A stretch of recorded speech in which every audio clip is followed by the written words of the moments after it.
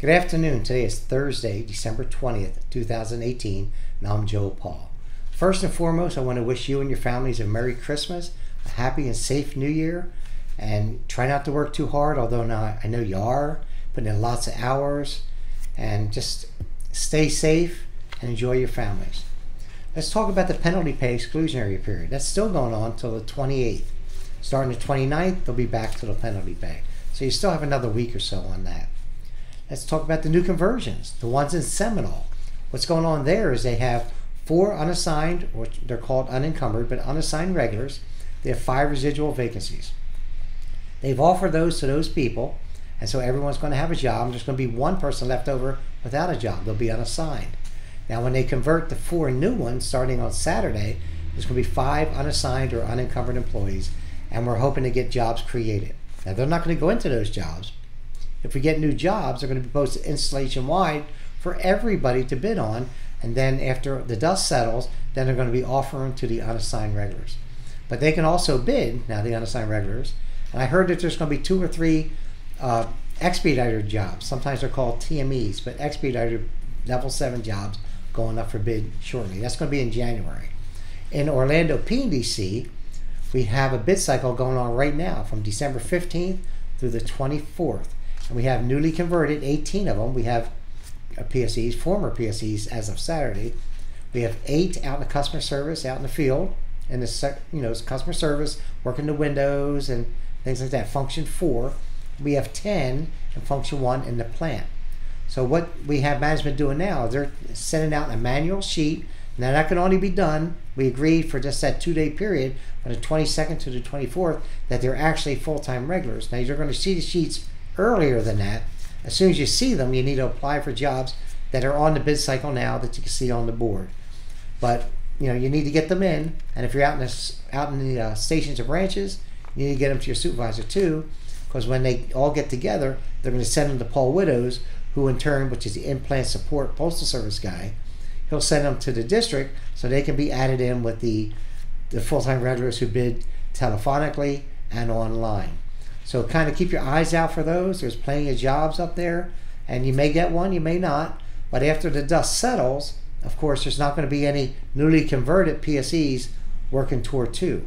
Remember, you're going to be going to, if you're unassigned without a job, you're going to go to Tour 1 or Tour 3.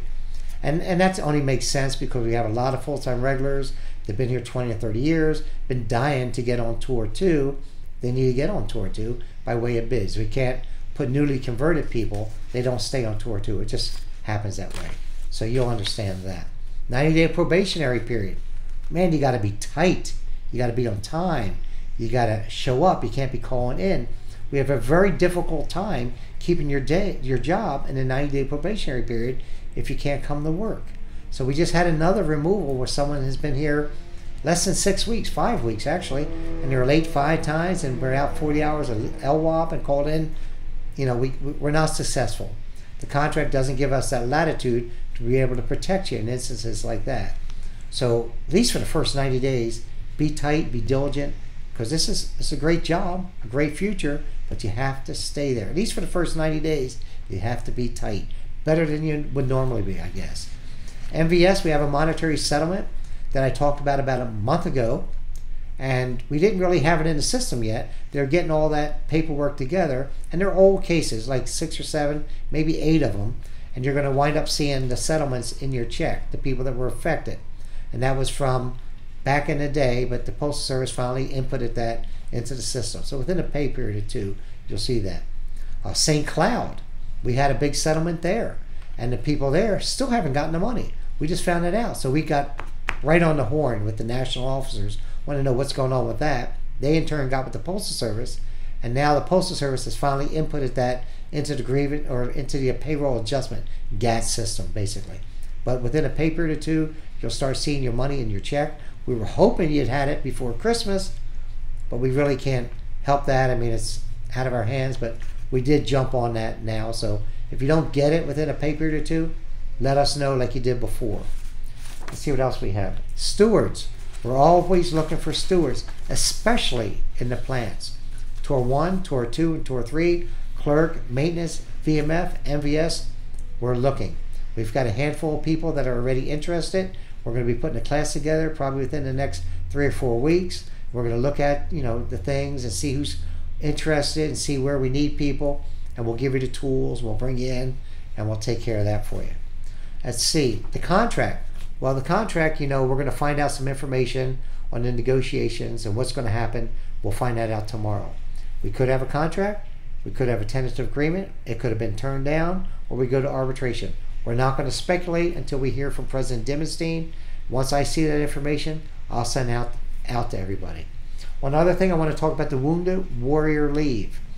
Now, this is a new thing that came out, but as of January 5, 2019, that's actually the beginning of the new year for the Postal Service, for us anyway, you're going to get advanced. If you're a service-connected disability of 30% or more, every year now, not once or before, every year in the beginning of the year, you will get 104 hours advanced to you.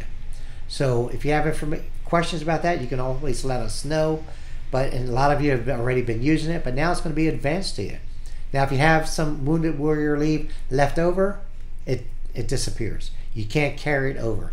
But it's for service-connected disabilities of 30% or more. And we can send you the information on that if you have any questions about it. Let's see what else I have. Well, pretty much that's about it. I just want to thank you for being a member of our local, a member of the American Postal Workers Union, and from all of us here, from your Central Florida area local, stewards and officers and members, we all wish everybody a happy and joyous holiday season. Thank you very much.